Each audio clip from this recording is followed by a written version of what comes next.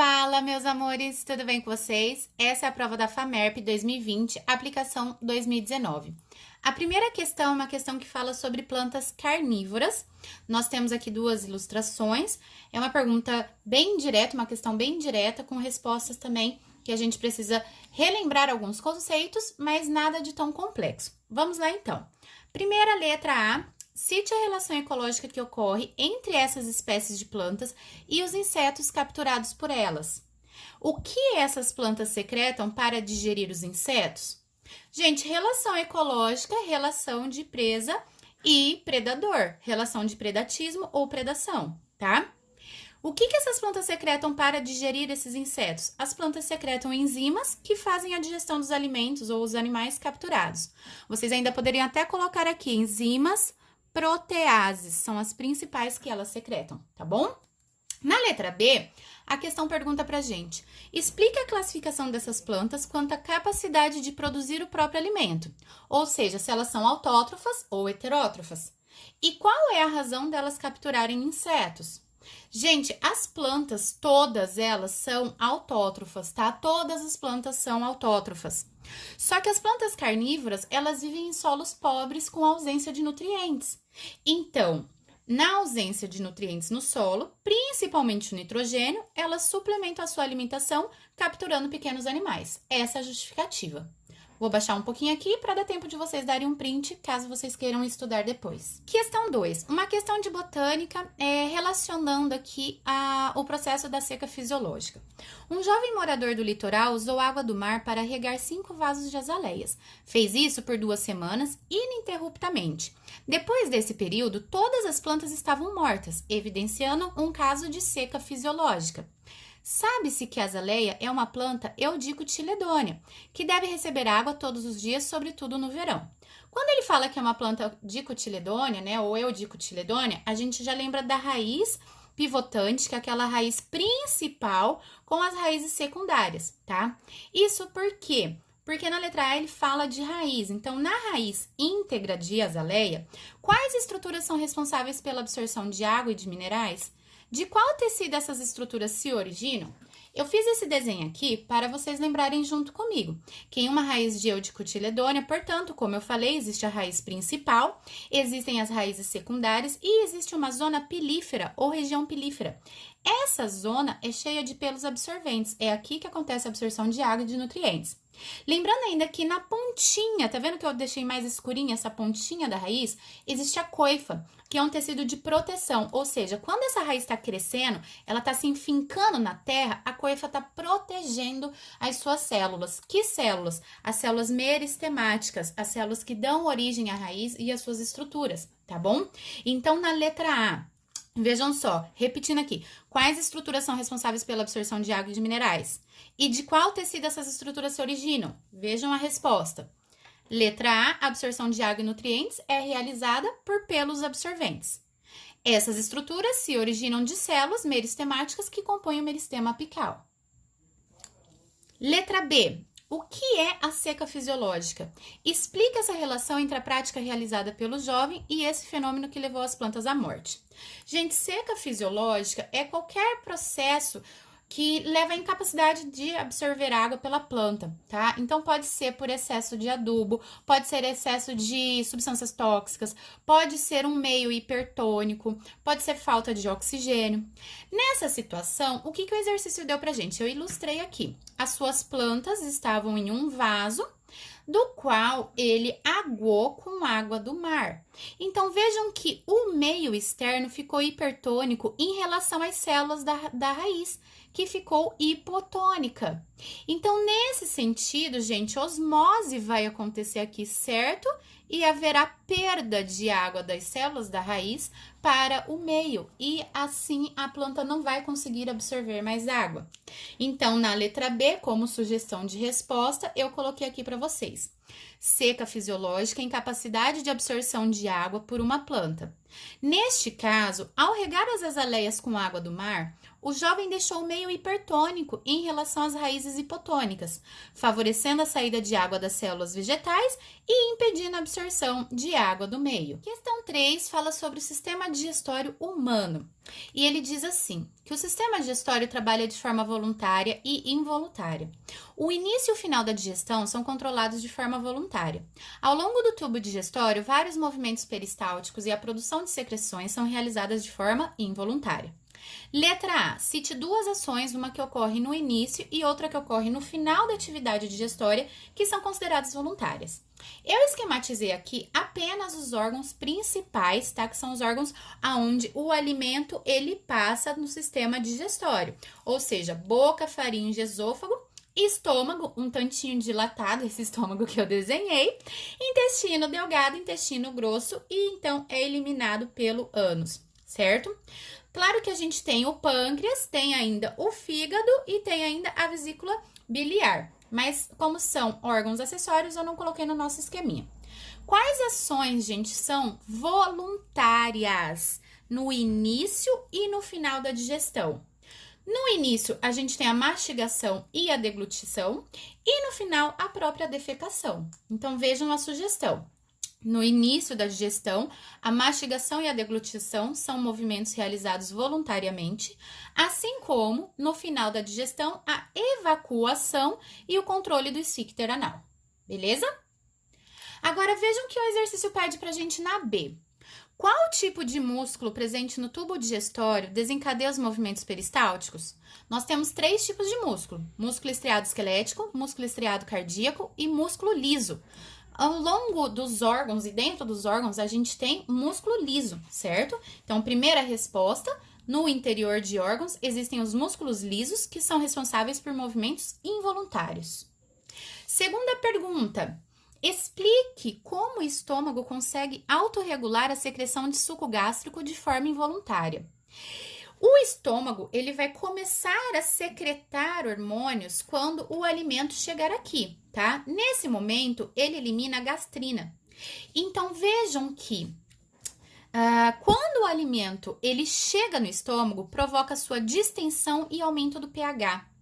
Isso promove a secreção do hormônio gastrina. Esse aqui é o primeiro passo que a gente tem que colocar na resposta, tá? O hormônio gastrina, por sua vez, gente, estimula o nosso sistema nervoso autônomo, parasimpático, até coloquei aqui para vocês não esquecerem. E este estímulo vai levar à secreção do suco gástrico e à motilidade estomacal, ok? Então, vejam aqui as sugestões de resposta completa da A e da B. E no esquema, só para ficar claro, o alimento chegou aqui, distendeu o estômago, liberou gastrina. A gastrina estimula a própria secreção, então, de suco gástrico, que vai atuar na digestão, então, desse bolo alimentar que acabou de chegar aqui no estômago. Questão 4 fala sobre cromatina sexual. Vejam só, ao se analisar o núcleo de uma célula de uma mulher com 23 pares de cromossomos, nota-se a presença de uma cromatina sexual aderida ao envoltório nuclear durante a intérfase. A. Qual cromossomo sexual corresponde a essa cromatina?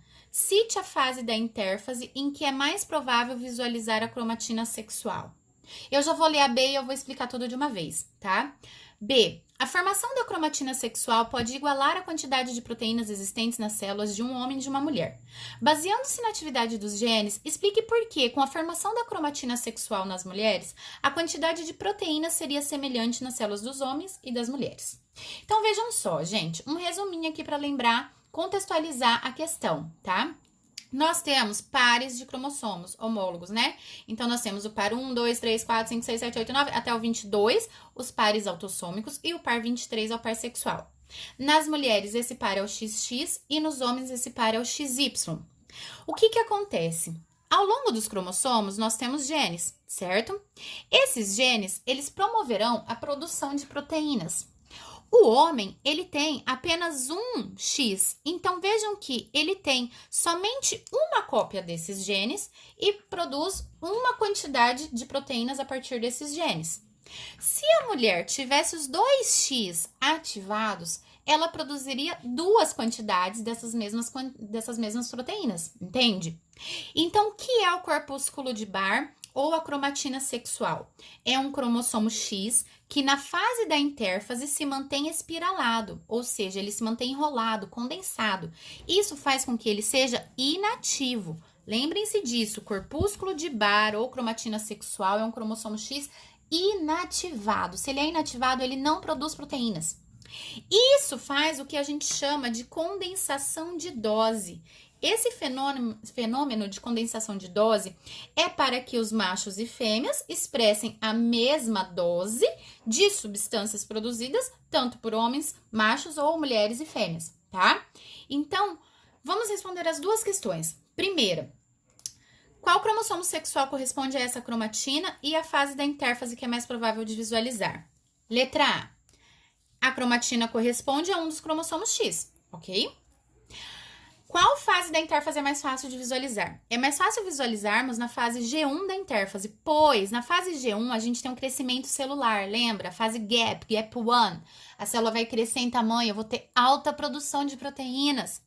Então, devido à alta produção de proteínas, os outros cromossomos estarão ativos, ou seja, descondensados. Eles estarão a mil, gente, trabalhando para promover o crescimento celular. Se esse 1x ele está inativado, ele será o único que estará enrolado, condensado. E os outros 45, então, estarão descondensados. Por isso que é mais fácil de visualizar nessa fase, tá? E a B, ele quer que a gente explique, então, como que a formação de uma cromatina sexual, ela faz com que a produção de proteína seja semelhante tanto em homens quanto mulheres. Então, entra no que eu expliquei aqui para vocês, eu coloquei uma síntese aqui como sugestão. Como os homens possuem apenas um X, a cromatina sexual compensa a dose de proteínas produzidas pela mulher. Certo? Porque quando a gente fala cromatina sexual, eu já tô falando que ela tem um X inativo. Então, se os homens têm apenas um X, a mulher tem um X inativo. E isso compensa a dose de proteínas produzidas pela mulher, igualando, então, a dose produzida pelos homens.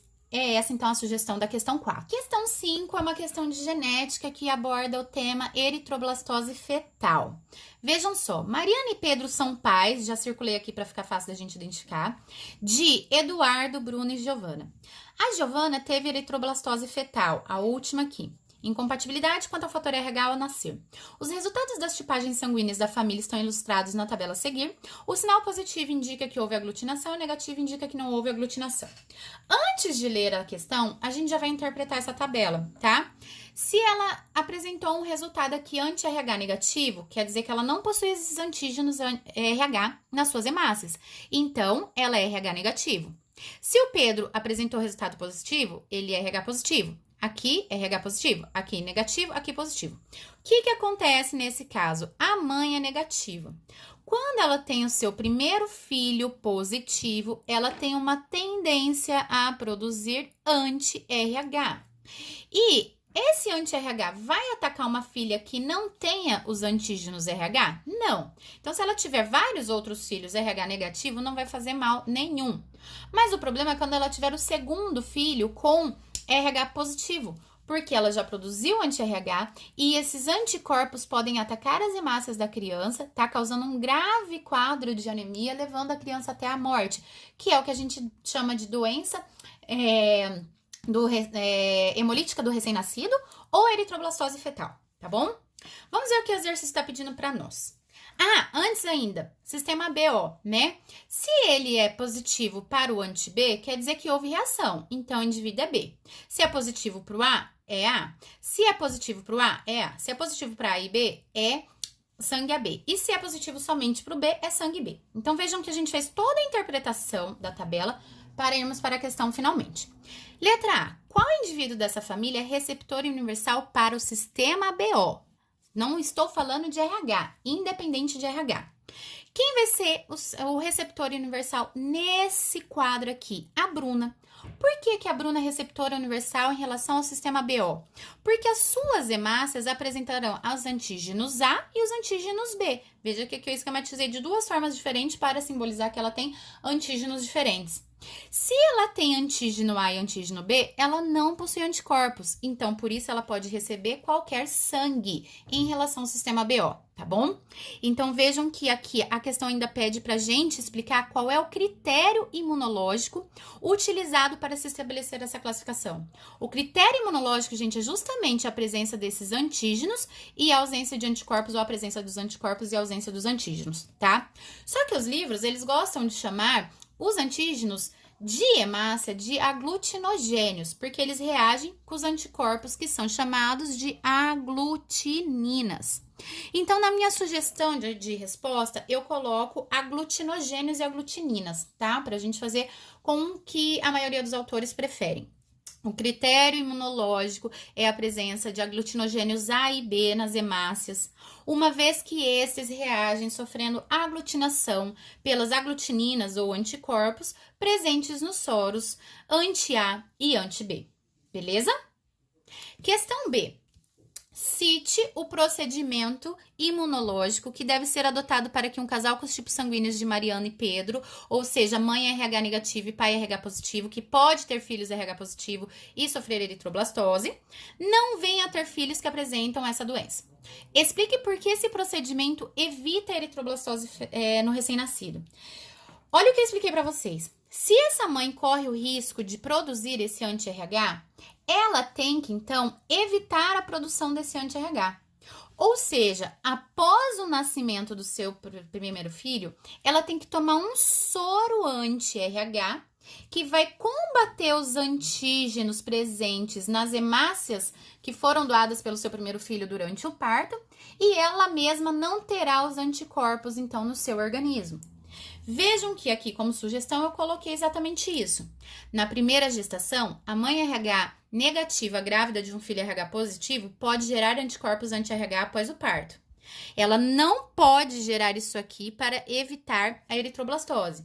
Então, para evitar que isso ocorra, a mãe deve tomar o soro anti-RH logo após o parto do seu filho RH positivo, tá? E se ela tiver 10 filhos RH positivo, ou, tiver 10 gestações, mesmo que ainda não saiba qual é a genotipagem desse filho, dessa criança, sempre vai ser indicado às mães que forem RH negativo, casadas com pais RH positivo, tomarem então um soro anti-RH. E assim evita a eritroblastose fetal nos próximos filhos. Questão 6, uma questão falando de plantas, intensidades luminosas, fotossíntese, respiração, mas é uma questão bem direta, tá? Tranquila.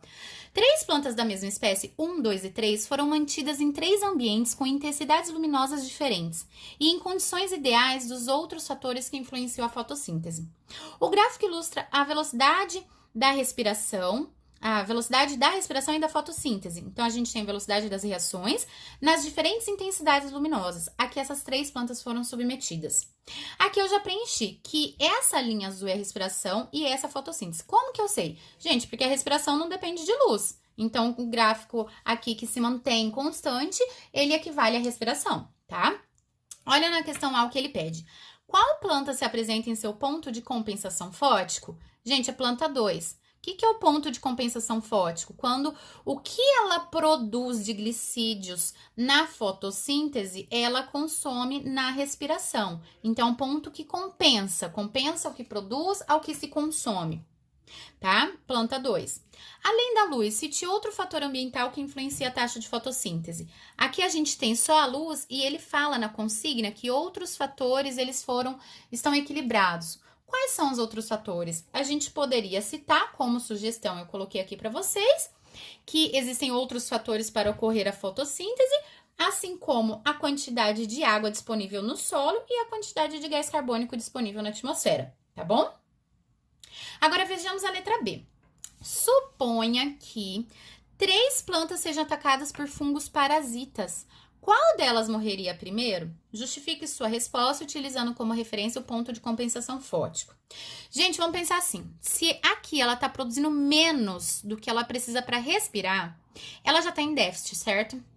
Então, a planta que morreria primeiro, se fosse atacada por fungos, seria a planta 1, porque ela já está em déficit calórico aqui. Imagina sustentar um parasita? Então, olha a sugestão que eu coloquei para vocês. A planta 1 pois esta planta encontra-se em um ambiente com luminosidade abaixo do ponto de compensação fótico e, sendo assim, a planta consome mais glicídios do que produz e não possui reservas para sustentar, né? Poderia até colocar assim, sustentar um parasita. A questão 7 está falando sobre escorpiões e partenogênese. É uma questão também bem direta, tá? Vejam que o exercício fala assim: as cidades oferecem um excelente ambiente para os escorpiões, que encontram abrigo nos esgotos, água, muita comida e poucos predadores. Os escorpiões, assim como as baratas que eles comem, são insetos que apresentam várias adaptações ao ambiente urbano. Além do ambiente mais quente das cidades estimular o aumento dessa população, outro fator que contribui para a proliferação desses animais é que uma fêmea de escorpião amarelo se reproduz por partenogênese, gerando rapidamente mais descendentes sem precisar se acasalar. Vocês sabiam disso? Porque nem todas as aulas a gente tem esse exemplo, né? Então é até interessante. Eu sempre digo para vocês que a correção de exercício faz a gente aprender. E é por isso que é importante a gente resolver muitas listas e conferir as nossas respostas para cada vez a gente aprender um pouquinho mais. Letra A. O texto apresenta um equívoco quanto à classificação biológica dos escorpiões. Cite o erro apresentado e indique a correção que deve ser feita. Os escorpiões, assim como as baratas, são insetos? Oi! Os escorpiões não são insetos, assim como as baratas, eles são artrópodes, porém eles são da classe dos aracnídeos, ok? Não são insetos. Letra B. Como os escorpiões formam descendentes por partenogênese? Gente, a palavra partenogênese significa o quê? Significa que óvulos não fecundados se desenvolvem formando um embrião sem que haja necessidade da formação de um casal. Ou seja, é uma maneira de reprodução assexuada. É isso que a partenogênese, é isso que o exercício perguntou para nós. Como os escorpiões formam descendentes por partenogênese. Então, a fêmea postura ali os seus óvulos, mesmo sem a presença de espermatozoide, aqui vai se desenvolver e formar, então, um novo ser vivo, tá? Em abelhas, a gente fala muito sobre isso. E a questão pergunta ainda, qual descendente de uma rainha se origina por partenogênese? Vocês lembram dessa resposta? Todos os óvulos não fecundados de abelhas formam machos zangões. Se forem fecundados, formam então as fêmeas. O que vai diferir uma operária, deixa eu colocar aqui em cima, uma operária de uma abelha rainha? A alimentação, pois a abelha rainha, ela será tratada então com geleia real, tá? Essa é a única diferença. E os machos se originam então por partenogênese. Estão aqui as sugestões dessa questão. Para finalizar, uma questão lindinha aqui, falando sobre membrana plasmática e cílios, com uma imagem trazendo para nós uma estrutura. Vejam só, a imagem ilustra um corte transversal da membrana plasmática de uma célula da traqueia humana, na qual se observam cílios com estruturas circulares agrupadas duas a duas em seu interior. Essa estrutura aqui, já adiantando, antes de nós lermos o que o exercício pede de nós, eu até já tinha, né, grifado aqui, ó, colocado para vocês. Se vocês olharem outro desenho também, nós temos pares de estruturas, estão vendo? Pares. Quantos pares? Nós temos 9 pares que formam uma região periférica dessa estrutura, mais duas estruturinhas ali na região central. O que essa estrutura mostra pra gente? É uma estrutura que a gente chama de 9 mais 2. 9 pares mais 2. 9 pares de microtúbulos mais 2 microtúbulos centrais. Ou seja, essa é uma estrutura, gente, de cílios e flagelos, tá? Todos eles, quando olhados no seu interior, têm essa estrutura. Então, vejam que são pares de microtúbulos formando essa estrutura celular, portanto. A letra A, bem direta. Quais organelas celulares são importantes para que as estruturas observadas realizem os movimentos ciliares? Justifique sua resposta. Qual organela está relacionado com cílios e flagelos, gente? Os centríolos. Por quê? Porque são centríolos que formam cílios e flagelos que são responsáveis pelos movimentos celulares. Resposta direta. E a B também tá bem tranquilinha, porque olha só, justifique porque um homem que não forma as proteínas que integram essas estruturas pode apresentar problemas respiratórios e também infertilidade. Ou seja, se eu não tiver tubulina, se eu não tiver microtúbulo, se eu não tiver estrutura 9:2, se eu não tiver isso aqui, qual é a relação com problemas respiratórios e infertilidade? A relação é que os cílios, ao longo do trato respiratório, filtram o ar, retendo sujeiras e micro-organismos. Então, se ele não tiver cílios, eu tenho mais entrada de sujeiras e micro-organismos e terei problemas respiratórios. Já os flagelos são responsáveis pelo movimento dos espermatozoides ao longo da sua trajetória até chegar na tuba uterina, permitindo a fecundação. Se eu não tiver flagelo, eu não tenho fecundação, eu não tenho, então, fertilidade, certo? Então, vou deixar aqui a sugestão das duas para vocês printarem. E com isso, meus queridos, eu termino mais uma correção. Espero que vocês tenham gostado. Não esqueçam, deixem o seu like, seu comentário, manda para os amigos, que assim que der, eu volto com mais resoluções. Um beijo e até a próxima!